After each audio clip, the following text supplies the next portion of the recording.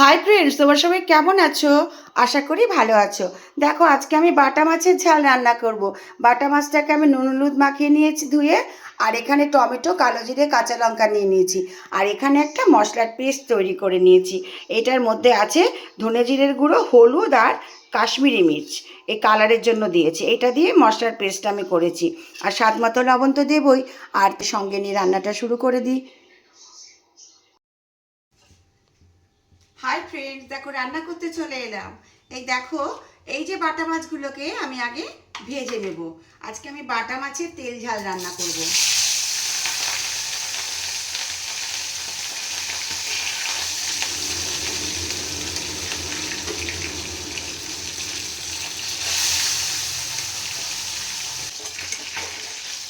মাছটাকে ভেজে নিলাম। এবার আমি মাছটাকে তুলে নিচ্ছি। দেখো, আরও দুটো আছে, ভাজবো।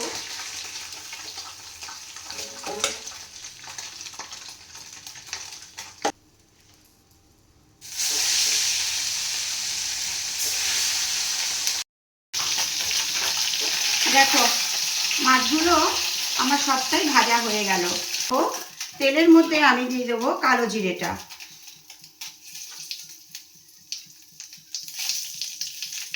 আর কাঁচা লঙ্কা দিয়ে দেবো।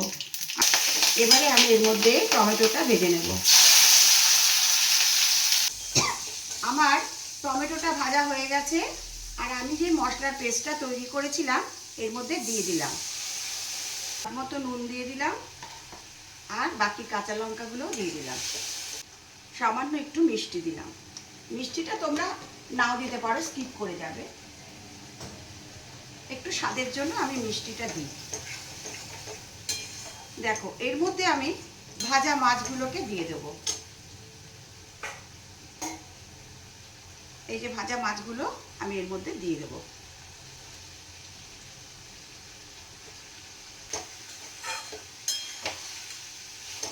তোমরা কারা কারা এইভাবে রান্না করো বন্ধুরা, আমাকে জানাবে কমেন্ট করে, ঠিক আছে? খুব টেস্টি হয় রান্নাটা। এর মধ্যে আমি জল দিয়ে দেবো। যেটুকু লাগবে সেটুকুই দেব।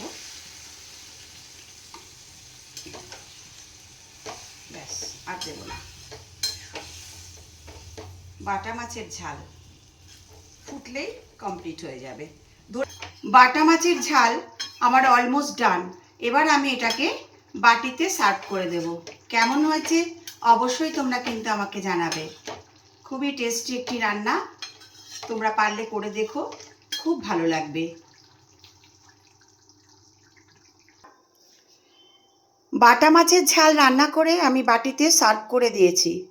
ভিডিওটা যদি তোমাদের ভালো লাগে একটা লাইক কমেন্ট করো। আর এরপরে অন্য কোনো ভিডিও নিয়ে আমি আবার চলে আসবো তোমাদের সামনে। ভালোবাসা নিও। টাটা।